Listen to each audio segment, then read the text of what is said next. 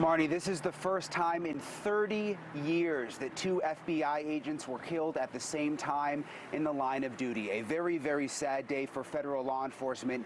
Neighbors say they heard about 50 gunshots this morning in the apartment complex behind me when the FBI showed up to serve a search warrant. It is heartbreaking to watch. A stretcher pulled out the back of an ambulance and an American flag draped over the body of one of the FBI agents killed Tuesday morning during a search warrant related to violent crimes against children in Sunrise, Florida. The operation this morning in Sunrise ended tragically with the subject opening fire on the members of the search team.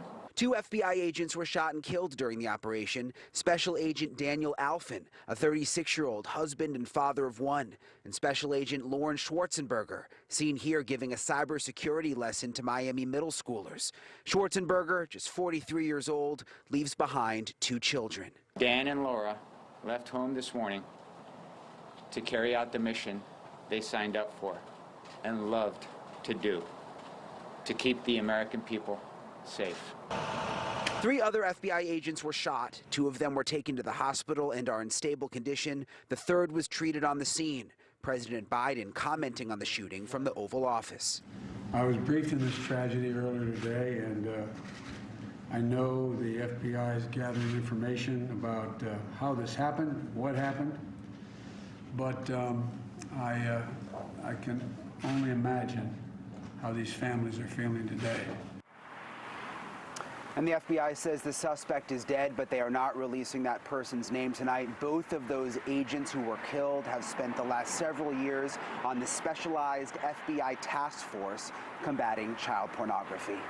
Live in Sunrise, Florida, Brian Enton, News Nation. Brian, thank you. It is the first deadly shooting of an on-duty FBI agent since 2008. Joining us now is Phil Andrew, former FBI member and the founder of the PAX Group. Thank you so much, Phil, for being with us on what must be a night where the news strikes you personally, to say the least, sir. Ron, this is a tough night for the entire FBI family and certainly for the families of those lost agents.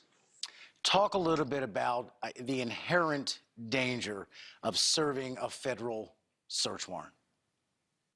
Well, these are particularly difficult warrants because in the crimes against children realm, often some of these subjects don't have prior criminal histories. They haven't done other criminal crimes that are either federal or state or local, but they've been under investigation, and these investigations have originated online. So, you know, it's hard really to predict a lot of behavior there. And that is one of the things that makes it really difficult. When these agents go to the door, and my understanding in this case, that this was a knock and announce warrant, that they've identified themselves and they've then given this perpetrator the opportunity to strike. And it sounds like he was prepared and opened fire on these agents, and with tragic outcomes. And is there anything, considering that you never know, law enforcement never knows exactly what they're going to encounter, whether the person will be violent or not, cooperative or not, is there anything at all that can be done to improve the process in terms of agents or officers' safety going in during a moment like the one we saw this morning?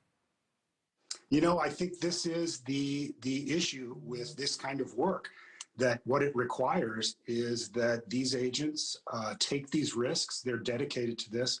But some of these crime problems, particularly crimes against children, requires really in-depth and engaged investigations.